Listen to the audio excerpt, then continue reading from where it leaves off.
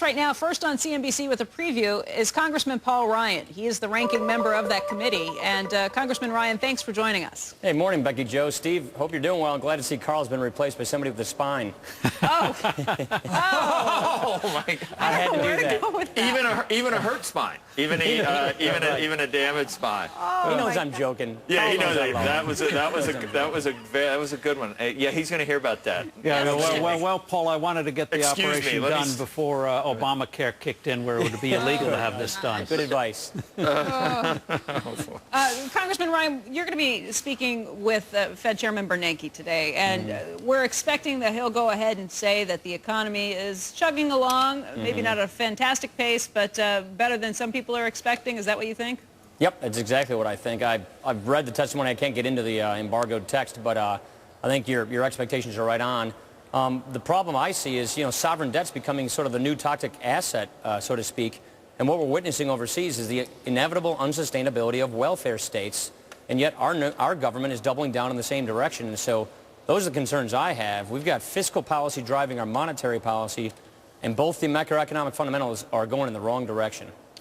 Bernanke was speaking the night before last, and he made some comments that first helped the euro when he said, look, the euro's still going to be around. He was kind of saying, no, all those naysayers who said it'll be gone in 5 years, he didn't agree with them. And at first that helped the euro, but through the course of trading very early in the morning, it started to kind of weaken the euro. And some people think that's because, look, he had to address the question that the euro might not exist at all. Right. I think I can't get into what he's going to say, but I think he wants to be a little more supportive of the euro, and I think that it is in his interest, as he sees it, to be supportive of it. They have swap lines opened up and everything else. There's a lot of integration between the ECB and the Fed. They both are flying around in their helicopters, and so I think that they're coordinating. But that raises, Paul, that raises a very good question, and that is the continuance of the Fed's cheap dollar policy. Right.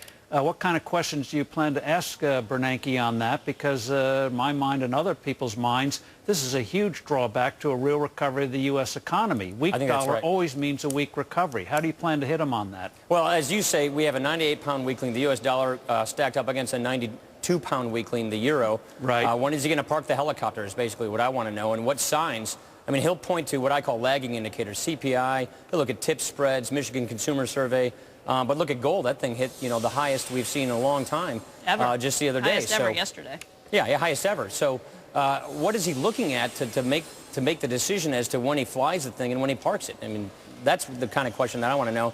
Not to mention the fact that we've got this sovereign debt that's getting out of control. And I'd like to see some stern warnings from the Fed about the fiscal policy that we're engaging in here in Congress. And it would be nice to see some assistance from some monetary authorities that we're going in the wrong direction. Yesterday we had that election. I want to, you can probably talk about that. A couple things come to mind. Number one, President's still selling that health care plan, and Forbes has already made 2 jokes about that he wanted to get his operation before Obamacare. So I want to know what you're hearing from constituents, how that's going to play into November, and what you make of what happened yesterday. And will you confirm to Becky that Pelosi has just been, hiding since healthcare passed? Have you seen her? No, I haven't, but we just finished recess, so I can't, I haven't been looking for her. I just did 10 town hall meetings last week in Wisconsin. It is extremely unpopular, Obamacare, because what's going to happen is 3 years of ugly things, tax increases to hit the economy, Medicare provider cuts that will restrict access, 15% of private providers going out of business, according to the actuary, and premium increases for private health insurance. That happens for the first 3 years. The subsidy kicks in 2014. And so everybody's learning about the gory details that are about to unfold this year, the next, and the one after that. And so what they're learning, whether it's a hospital, a physician, or an employer who's trying to offer this, you're going to see some ugly things in the fall. You're going to see employers in open season changing their benefit structures. You're going to see Medicare patients seeing cutbacks from their benefits, their Medicare Advantage, and providers either just dropping Medicare patients altogether. I met with a bunch of doctors last week in Wisconsin who are saying, that's it, we're not taking any more Medicare people. So that's the kind of thing that you're seeing happen with Obamacare. Paul, what worries you most about the financial reform bill, and how can the Republicans fight the bad provisions better without being painted as stooges of Wall Street? They seem kind of muted on that. They're going to paint us as stooges no matter what. This campaign is going to be about fear, envy, and anger, tapping into those things. My big fear, Steve, is we're basically making about 20 or 30 new Fannie and Freddies. We're going to deem large interconnected firms systemically risky, and we will amplify the too big to fail doctrine.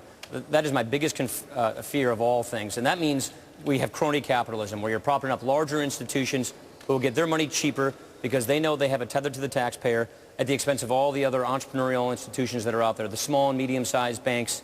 That's what I'm worried about, is a caste system of the really big interconnected ones, deemed systemically risky, therefore favored in the eyes of the market versus everybody else. Crony capitalism was what I fear about this whole thing. Good summary. Remember that phrase, crony capitalism. Congressman Ryan, thanks a lot. It's great talking to you. Yeah, you too.